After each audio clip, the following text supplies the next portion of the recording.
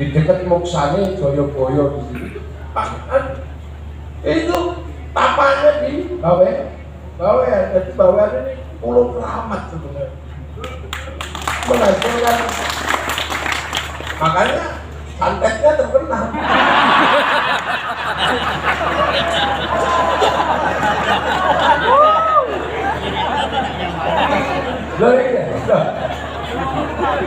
Waktu itu kekuatan yang paling ditakuti orang itu kekuatan Bairawat Tantrayana itu yang paling menakutkan karena punya ilmu yang mampu melakukan 3 hal yang paling ekstrim.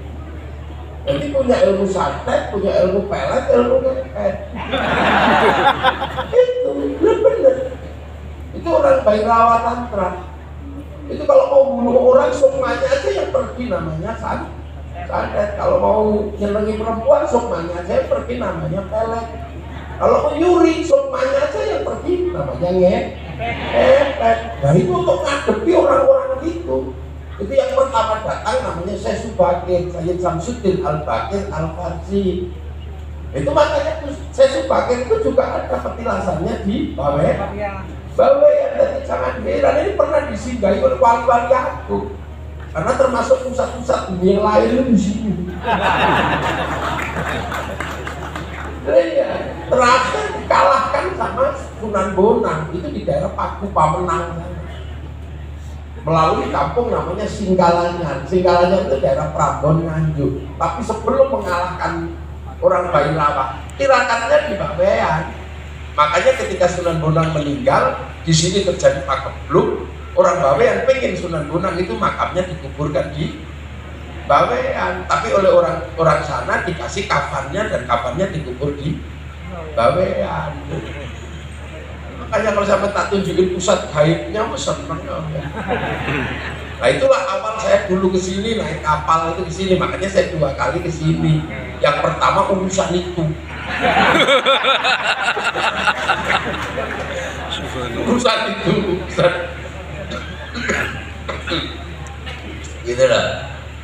Jadi di sini yang akhirnya kemudian setelah dikalahkan oleh Sunan Bonang, aliran yang paling ekstrim ini akhirnya sebagian lari ke India. Nah di India dikenal dengan nama sekte Aghori. Sekte yang paling ditakuti di India itu sekte Aghori. Biasa nyuri orang dimakan itu sekte Aghori. Sekarang baca dibuka di YouTube itu pasti ada itu sekte Aghori. Nah itu dulu sebagian besar di sini. Nah Sunan Bonang ngalahkannya dari Bawean. Jadi Bawean itu termasuk pusat-pusat dunia lainnya banyak. Makanya sampai sekarang ya terkenal. Santetnya ya masih terkenal. Iya kan, santetnya masih terkenal, peletnya juga masih terkenal. Mungkin ngepetnya yang nggak terkenal. Udah itu. Nah, makanya kita bisa melihat betapa para wali juga mengerjakan itu. Setelah itu kekuasaan sudah mulai berdekatan, ya bagus. Terus melakukan perubahan untuk menjaga apa? Untuk menjaga agama ini. Itulah manusianya kemudian dititipkan kepada Rasulullah, karena kemudian Islam di sini ketemu masyarakat yang berbeda, beda agama, beda suku, beda bangsa. Apa terus para ulama ngotot hancurkan yang lain, mati duluan, udah habis ya. Bangsa ini bangsa kuat, itu bisa kita lihat. Bangsa apapun punya, kita punya. Orang Arab punya kisah cinta Kais dan Laila. Orang Eropa punya kisah cinta namanya Romeo Juliet. Cina punya sampai Ingtai. Kita juga punya kisah cinta yang banyak, mulai dari Ade Lumut sampai apa Orang Arab punya orang kuat yang namanya Samson, orang Eropa Samson. Kita punya orang-orang kuat, Joko Tole. Kita punya orang kuat, Bandung Bondowoso. Orang sana punya kisah ibu tiri yang kejam dalam kisah Cinderella. Kita punya bawang putih, bawang merah. Orang sana punya binatang bisa ngomong namanya kura-kura ninja. Kita punya kancil nyolong di Berarti bangsa ini waktu Islam datang juga bukan bangsa yang main-main. Kesenian orang Arab, alat musiknya terbang. Terbang itu terbuat dari kayu dan kulit. Kayu tinggal nebang, kulit tinggal motong. Orang Eropa punya alat musik namanya gitar, terbuat dari kayu dan tali. Kayu ya tinggal motong, tali tinggal bikin. Tapi orang Indonesia Nusantara punya alat musik namanya gamelan, terbuat dari logam. Artinya hanya bangsa yang menguasai ilmu pertambangan yang maju dan penguasaan metalurgi yang mapan mampu membuat alat musik dari logam. Menjadi Islam ketika datang itu ketemu dengan yang begitu-begitu. Makanya coraknya Islam Indonesia adalah Islam yang maju. Karena apa? Yang dihadapi orang kuat, orang hebat. Jadi makanya Islam di Indonesia ini sekarang menjadi percontohan. Betapa Islam ketemu dengan peradaban maju, ketemu dengan budaya maju, menghasilkan Islam model Indonesia yang dikenal dengan Islam Nusantara. Itu bukan Islam yang bodoh, karena Islam ketemu dengan orang-orang hebat, maka ulamanya juga harus hebat. Nah itu makanya konsep kehidupannya di sini Islam itu luar biasa. Manusianya tiba-tiba kemudian yang berbeda bangsa, berbeda suku, berbeda agama. Ya sudah, menjadi apa? Apakah Islam kafir musuh? Enggak.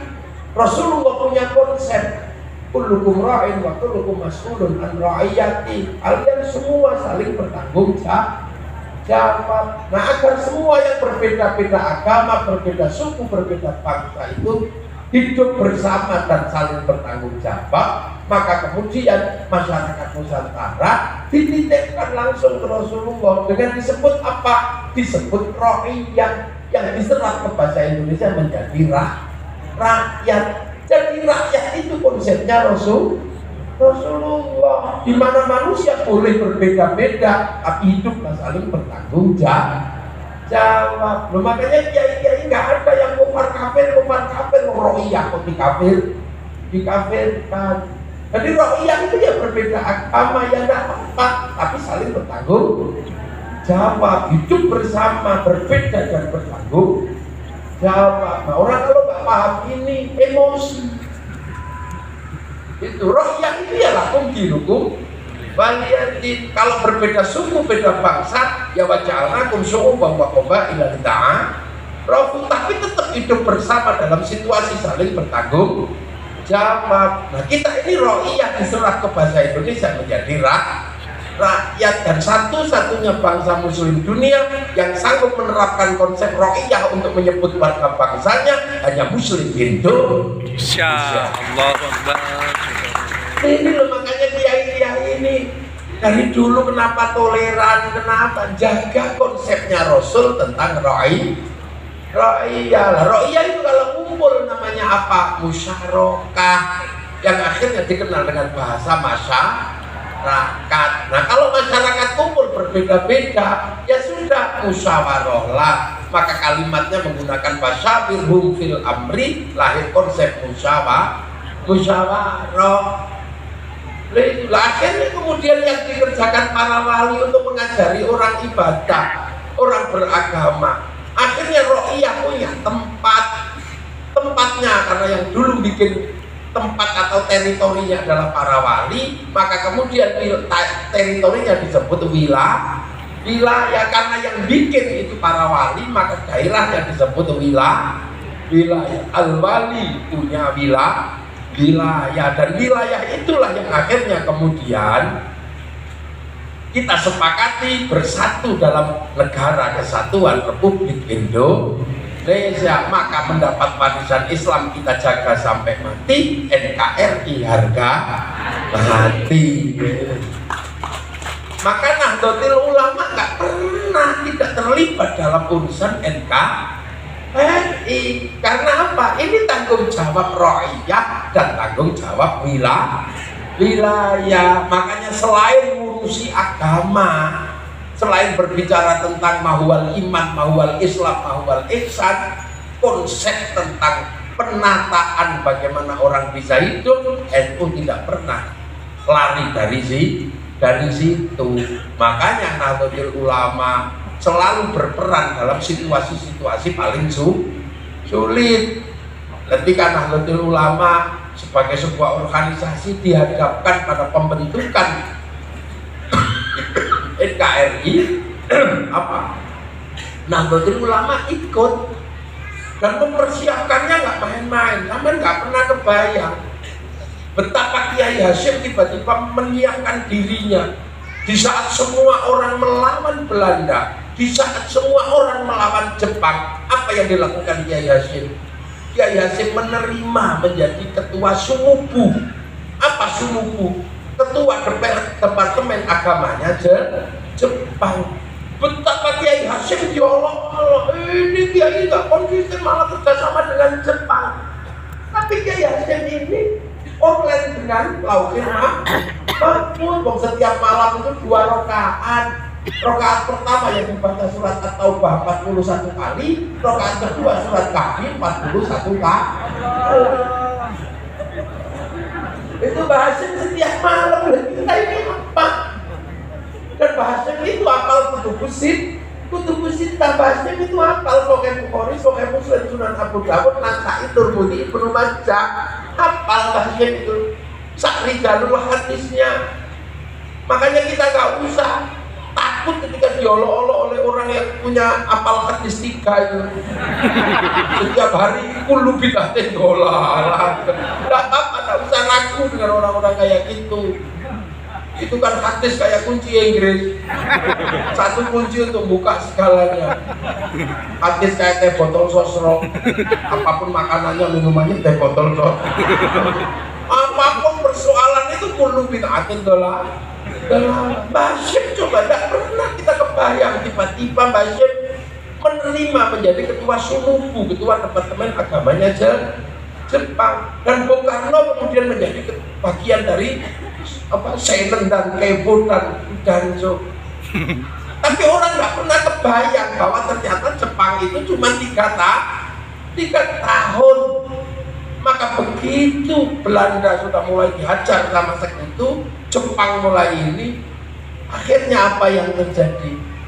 Tezi Maida mempersilahkan rumahnya kepada Kiai Hasyim Asy'ari untuk dijadikan tempat Dokuretsu Zumbi Tusakai, Dokuretsu Zumbi Inkai, atau Badan BPUPKI dan PPKI, Panitia Persiapan Kemerdekaan Indonesia. Orang baru nggak, oh iya, kalau dulu Kiai Hasyim nggak kerjasama dengan Jepang, mungkin tidak ada tawasul atau wasilah Indonesia bisa membuat Panitia Kemerdekaan Indonesia. Orang baru, oh iya, itu baru. Dan kemudian Kiai Wahid Hasyim di situ. Tapi ketika kemudian membentuk negara, orang mesti berbicara tentang landasan negara. Semua ribut, kami pengen negara Islam, kami pengen ini. Sampai akhirnya panitia persiapan itu deadlock. Karena apa?